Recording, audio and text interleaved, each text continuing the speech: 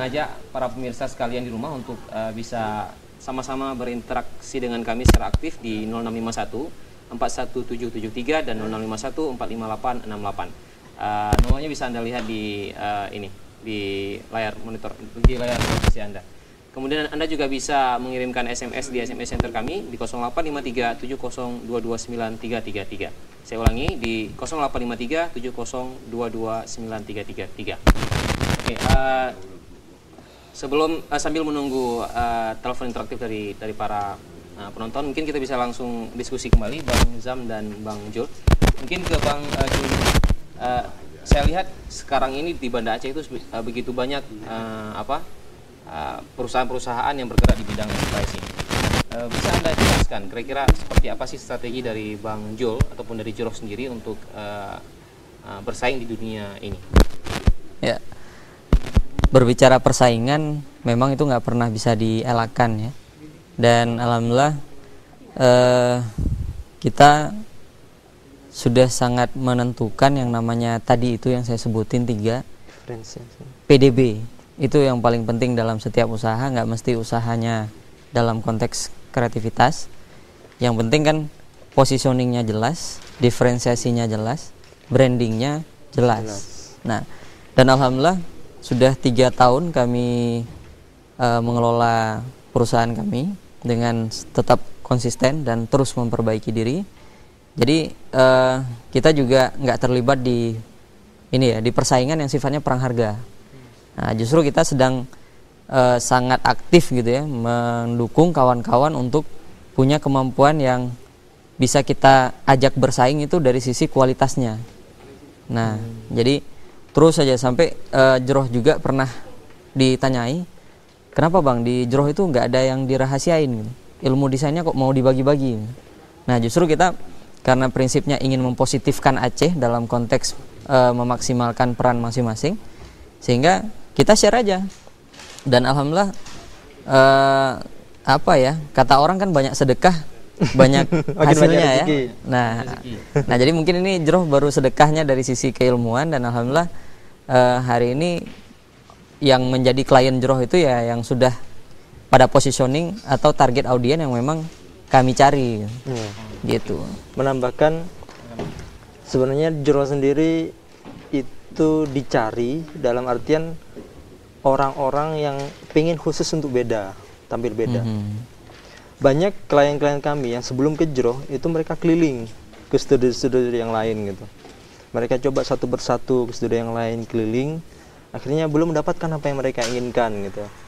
Akhirnya pada satu waktu mereka datang ke Juroh. Dia cerita, saya pernah datang ke sini, tapi kok saya nggak mau, saya nggak dapat gitu, belum dapat feel-nya itu. Nah, dari situ sama di Juroh tetap kita proses brainstorming, ada ACC juga ada. Nah, di situ nilai lebihnya adalah di desainnya. Karena sekarang kita ngambil slogan desain adalah nafas kami gitu. Jadi setiap kita bernafas di situ akan desain gitu. Lalu kira-kira apa yang menjadi ketertarikan dari para bisnismen ini untuk kemudian menggandengkan antara bisnis dia dan desain? Seberapa penting sih desain bagi sebuah bisnis? Mungkin bisa dijawab oleh Bang Jul. Iya, kalau menurut saya kan ada salah satu hal pentingnya desain. Jadi dalam usaha tadi kita menyebutkan kan ada namanya branding. Nah, branding itu biasanya minimal banget itu ada 3 unsur. Jadi ada strategi marketing yang dibangun, strategi komunikasi yang dibangun, kemudian strategi visual yang dibangun. Kenapa visual itu menjadi penting? Karena kita boleh bilang bahwa sejarah orang di dunia ini, sejarah manusia di dunia ini, pertama kali mereka berbahasa itu bukan verbal, tapi mereka berbahasanya visual. Kita bisa lihat lah perkembangan di mana kita bisa melihat di banyak suku-suku terdahulu mereka menggambar di lereng-lereng bukit, di goa-goa.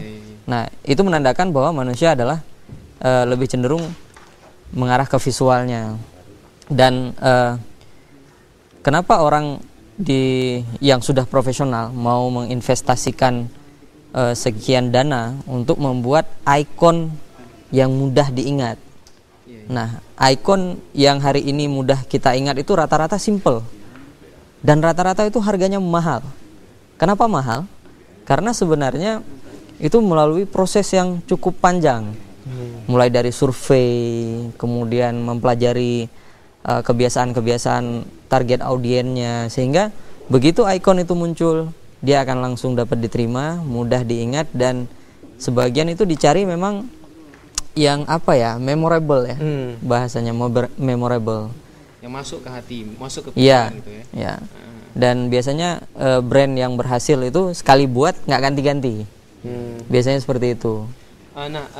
Kemudian bisa saya melihat ada satu fenomena yang menarik di perusahaan-perusahaan rokok. Mereka seringnya menggunakan bentuk publikasi yang aneh, bahkan mungkin tidak berhubungan dengan rokok tersebut. Nah, ini bisa mungkin dijelaskan kira-kira apa sih maksudnya ini? Kenapa mereka kemudian memilih bentuk advertising yang seperti ini? Mungkin bisa Bang Zam. Oke, sebenarnya di balik kreativitas iklan rokok yang begitu tinggi dan abstrak juga, itu ada regulasi yang melarang bahwa dilarang menampilkan produk rokok gitu. Karena larangan itu, kita sebagai agensi-agensi kreatif berpikir lebih gitu.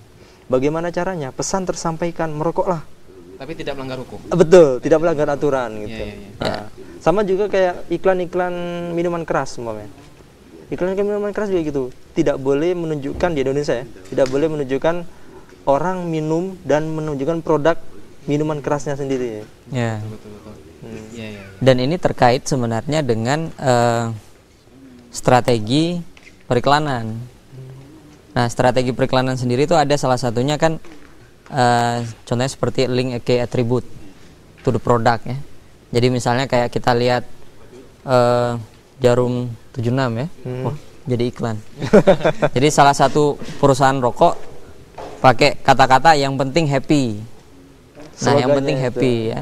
Jadi slogan itu yang dikaitkan ke sebuah skenario tertentu yang dimana nanti diharapkan para pengguna produk itu waktu menggunakan itu dia juga ngerasa yang penting happy.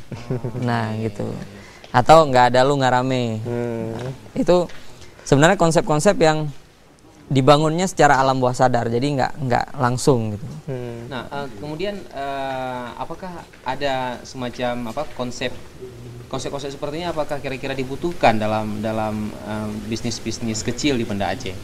Artinya seberapa besar nilai uang yang harus mereka keluarkan untuk konsep-konsep seperti ini? Atau ini konsep ini ternyata hanya dibutuhkan untuk di level nasional. Tapi mungkin sebelum ada abang-abang ini menjawab, kita lihat dulu yang berikut ini.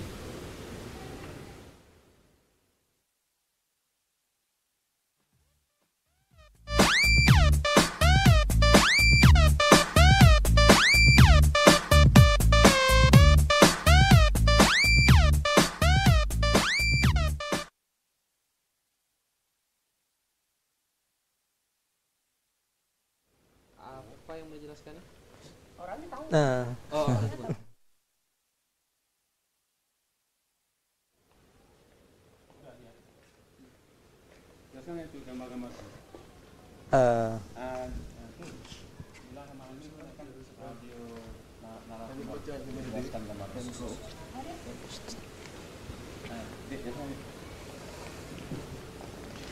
Ya, contoh seperti ini gitu.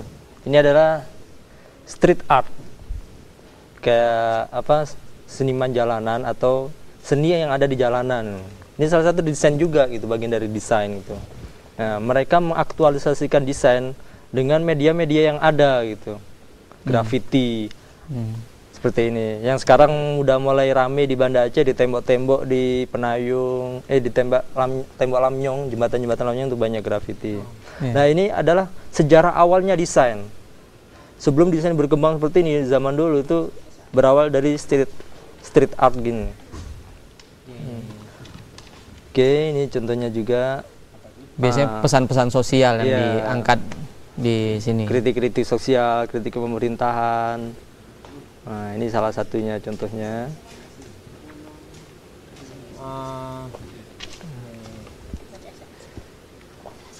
Ya. Nah, ini apa nih, stiker. Nah, terus berkembang lagi dari street art itu di Bandung tuh rame, dari karya seni jalanan dikembangkan ke distro dia. Distro.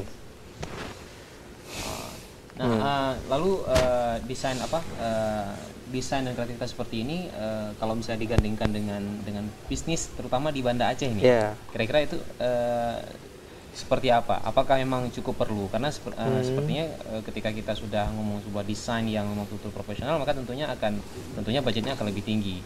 Dan apakah kemudian para bisnismen ini butuh untuk mengeluarkan dana sebesar ini untuk hanya untuk sebuah desain khususnya untuk Banda Aceh? Itu seperti apa, Bang?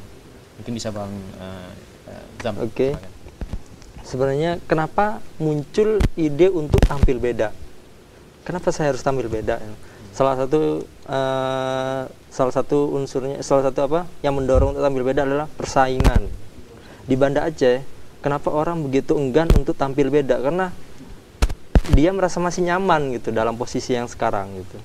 Ngapain saya butuh desain? Ngapain saya ngedesain toko saya, warung saya? Gini aja udah hidup gitu. Tapi di luar sana, yang mana persaingan itu udah semakin tipis gitu, semakin gesek-gesekan tuh semakin keras gitu. Makanya mau nggak mau saya harus tampil beda gitu.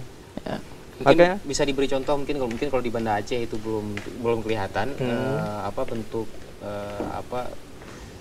persaingannya seperti itu. Mungkin bisa dijelaskan di daerah mana di kota di Banda Aceh di Indonesia yang punya seperti ini. Di Banda Aceh. Oke. Sebentar, mungkin ada masuk telepon, silakan. Assalamualaikum. Ya, terputus. Silakan Bang, lanjutkan. Kalau di Banda Aceh sebenarnya ya salah satu klien yang kita contohkan tadi adalah dunia muslim. Nah, dunia muslim cukup banyak sudah toko-toko atau toko busana, butik yang menjual pakaian muslim. Kemudian bagaimana kita bisa memenangkan pasar di saat sudah banyak orang menawarkan hal yang sama, produk yang sama gitu. Nah, salah satunya adalah seperti tadi, be different, ya kan? Be different. Dan itu bisa ditangkapi dengan menggunakan IT. Ya. Ada yang telepon mungkin? Assalamualaikum warahmatullahi wabarakatuh. Halo. Assalamualaikum. Waalaikumsalam. Selamat siang. Ini dengan Maimun di Banda Aceh. Ya. Gimana Bang Maimun? Sepertinya diskusi yang begitu menarik ya. Tapi sejauh ini saya cuma melihat seperti sebuah diskusi bisnis. Mungkin bisa dijabarkan aplikasi yang bisa dipakai untuk desain yang easy friendly atau mudah dipakai. Kan banyak tuh desain mudah yang selama ini mengandalkan Corel Draw atau Adobe apalah namanya. Mungkin dari Bang Jojro punya tips atau apa tuh yang bisa dipakai buat mendesain lebih kreatif. Baik. Ya mungkin segitu saja, Irfandi. Ya, terima kasih Bang Maimun. Silakan mungkin Bang Jul bisa ditanggapi. Ya, berbicara aplikasi ya, memang sudah sangat banyak aplikasi yang berkembang dari yang berbayar sampai yang gratisan.